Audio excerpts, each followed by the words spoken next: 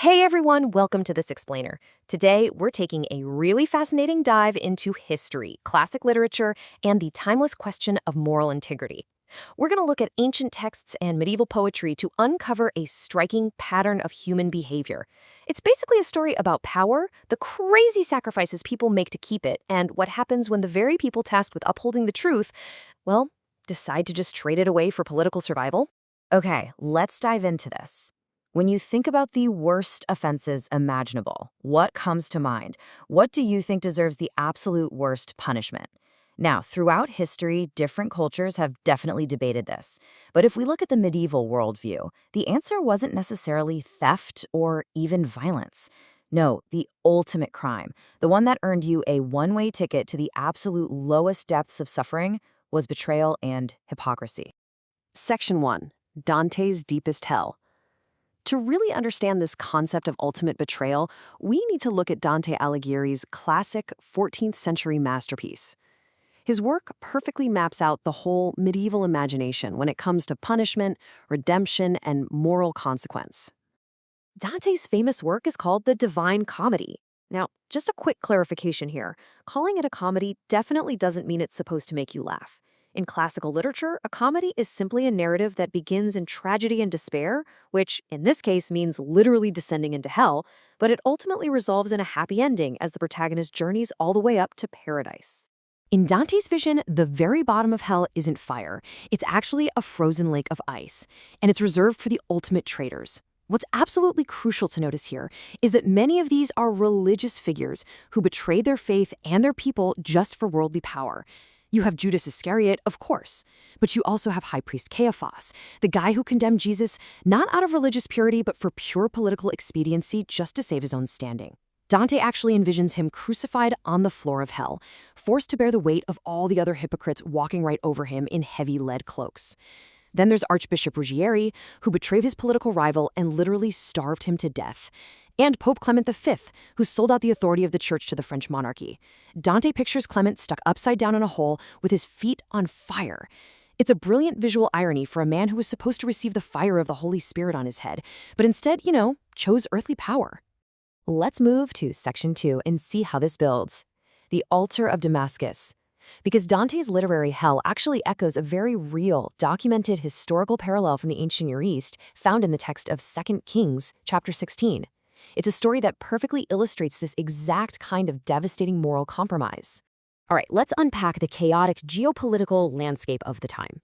We have the southern kingdom of Judah, ruled by King Ahaz. Now, Judah is under severe threat from a coalition of its neighbors, Aram and Israel. These neighbors basically wanted Judah to join them in fighting off the massive, rising superpower of the day, the Assyrian Empire. When Ahaz refused, Aram and Israel attacked Judah. So, desperate times, right? King Ahaz takes gold and silver from his own temple and literally bribes the Assyrian king Tiglath-Pileser, begging for military salvation. And Assyria? They happily oblige, swooping in and utterly destroying Aram. Following this massive victory, King Ahaz travels to the freshly conquered city of Damascus to meet his new boss, the Assyrian king. While he's there, Ahaz sees this grand, impressive pagan altar of the Assyrians. Wanting to curry favor and kind of adopt the ways of the conqueror, Ahaz sketches out the intricate blueprints of this foreign, idolatrous altar and immediately sends those plans straight back home to Jerusalem. Which brings us to the central figure of our explainer, Section 3. A priest's compromise. The person tasked with receiving these blueprints in Jerusalem was a high-ranking religious leader. And this brilliantly illustrates the real tragedy of this history. The recipient was priest Urijah. According to another ancient text, Isaiah 8:2, Urijah was once known as a faithful witness, a man of total integrity, trusted to uphold the truth. But just look at the stark contrast here. When we read 2 Kings 16, the text explicitly states that Urijah did everything the king commanded. The faithful man of God had completely transformed into a cowardly sycophant. Think about it. As a priest, his one job, his absolutely primary duty, was to stand up to the king, defend his faith, and protect the people from this exact kind of idolatry. He should have looked at those blueprints and said, "No way, this is wrong, we cannot build this." But instead, Zero resistance. In fact, Urijah actually rushed to build the pagan altar before King Ahaz even got back from Damascus. He completely abandoned his core convictions just to ensure his own political survival and avoid any conflict with the king. Now, if we zoom in on the ancient text itself, we arrive at section 4, the order of names. There is a fascinating literary secret hidden right in the grammar that underscores the sheer depth of Uriah's failure. 5. That is the exact number of times priest Urijah's name appears in this specific historical account in chapter 16. Now, what's really interesting about this slide is the syntactic order. Every single time Urijah is mentioned across these verses 10, 11, 15, and 16, his name syntactically follows King Ahaz. King Ahaz sent to priest Urijah. Ahaz commanded, Urijah did. It is a deliberate symbolic placement by the ancient authors. The priest, the guy who is supposed to place God first, consistently places himself right behind the earthly king.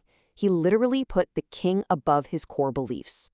This forces us to pivot from ancient history to section 5. Who do you follow? Because let's be real, Urijah's compromise isn't just some dusty relic of the past. It echoes incredibly loudly through the centuries.